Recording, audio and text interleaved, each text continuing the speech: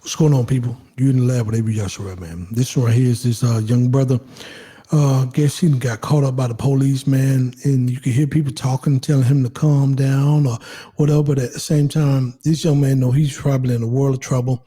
He probably know his parents don't have the money to get him out, and he probably gonna sit there, or they told him don't do it, and he been doing it. You know what I mean? So I'm gonna show you this video. It's only 20 seconds long. I'm probably gonna show this several times throughout this my commentary, but let's get into it. Suck that shit up, little homie. Jimmy, you need to calm down. You all right? They gonna come. Whoever the fuck gonna come Roddy, get you. You all right? They can't keep you in that fast. These are the You ain't creases really where y'all done supposed to like You okay? Be calm, baby. Be calm.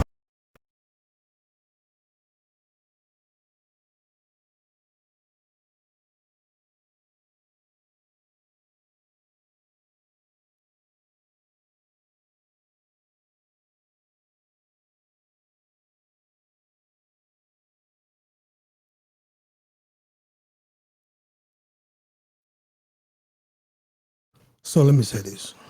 I hear people telling him to be calm. I hear people telling him to, they can't keep you in there forever. The hell they can. The time they're handing out right now, man, they handing out time left and right, bro. They can keep you in there forever. That's why it's called life without the possibility of parole. You in there forever. But instead of telling him he gonna be okay, man, they're gonna be okay. You can see defeat in this young kid's face. You can see the tears when he raises his head and look. You can kind of see the tears. He know he gone. You know he's scared, and that's why I try to tell these young guys who I mentor, man, the stove is hot. Why you want to keep touching it? Ain't nothing worse, man, than seeing a young brother get sent up the road where you tried to warn him. Man, these cats ain't out here playing. They handing out time like Skittles, man. They giving y'all so much time now. People think, oh man, half head and tucker meat, man. They did a little 2 years. They say it ain't bad. Well, half head and tucker meat probably lying. I'm just being honest with you. I don't want to do 2 hours. I ain't trying to do 20 minutes. I ain't trying to do 2 goddamn minutes in the cold box. I'm just saying, bro. And they count these OGs in there come out and tell these young boys, yeah, man, ain't that bad. I handle my business. And just knowing they done ran into Fleece Johnson in there. I'm just being honest with you, man. We got to tell these young kids that street life is played out. I'm so sick of seeing these young men in handcuffs and these videos being sent to me, and you can see these cats cry. I did a video probably a couple weeks ago where these two, I hate to say the word YN, but 2 young brothers got caught up, and Buddy in there crying. Buddy said, I'll tell you about a murder. He crying. He want to go home. And then the other guy was like, man, y'all knew y'all was going to arrest me when I came down here. What you thought? They going to just talk to you and send you back home? Man, these cats out here, these young brothers and sisters ain't getting it. I don't know if social media has poisoned the mind of our young people thinking everything is cool. But going to jail, being arrested, it's not cool. I remember when I was younger, when somebody in the neighborhood got arrested or went to jail for a long time, or not a long time, but just got to go to jail, sit down for a little while. You used to hear the neighborhood, the elders in the neighborhood, like, yeah, they had to go. They went to stay with so and so. They went to do this, and they went up north for a little while. They'll be back though. They just went to work or something. They never told you that person went to jail because it was an abomination to go to jail in our community there. It was shameful.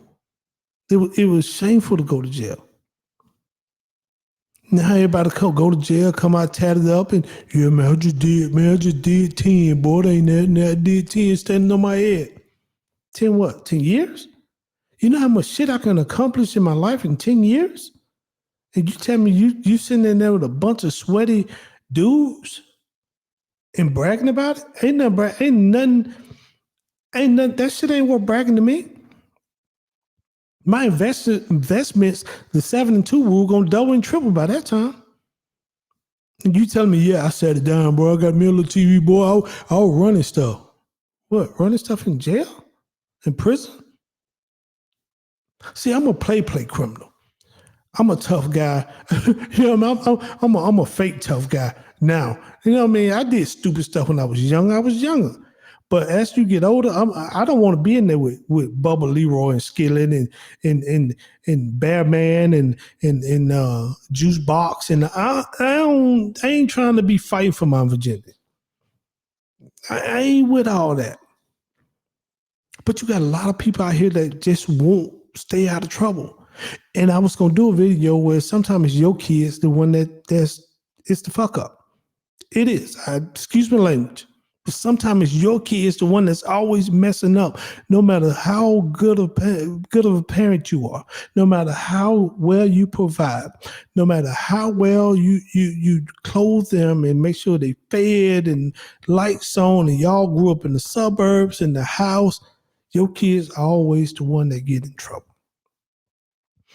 And I used to look at the parents, be like, man, they got to be some horrible parents over there. But no, man, sometimes it's just these bad kids, bro. Sometimes you just birthed a bad child. And sometimes you have to let that child sit down for a while. The best way to get somebody's attention is to cut it off, cut the pipeline off. I had a friend. I still have a friend. He's still my friend. But his teenage boy was just bad.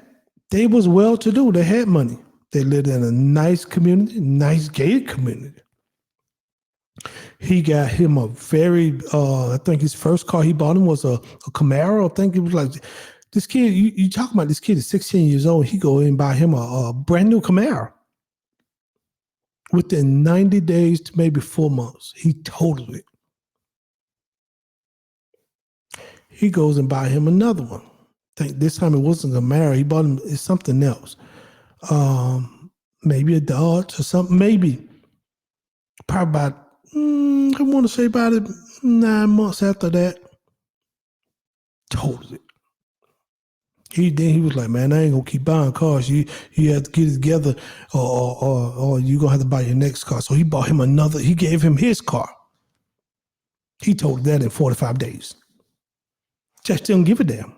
Some of the kids just don't care. And this time he hurt somebody. So he had to go sit down. Now he crying to daddy. Ain't nothing daddy can do for you. Daddy called me and said, hey man, do you know anybody can help in this situation? No, man. I have no idea how to help your child right now with all that shit that went on. Now his son got to sit there. And they talking about 5 to 8 years. That's what they want him to plea at. That cat ain't built for 5 days. He's soft. Because every time he ever got in trouble, his dad made a phone call. He was out by time in about an hour. Now he talking about he go sit down there for about 5 to 8 years. And he boohooing because he ain't no tough guy. But now you finna go down there and sit down there with Bubba Leroy and Skillet and Tate Man and all these hardened people. Now you crying. That's why I say sometimes, man, it's your own children. They're just bad. They're just terrible.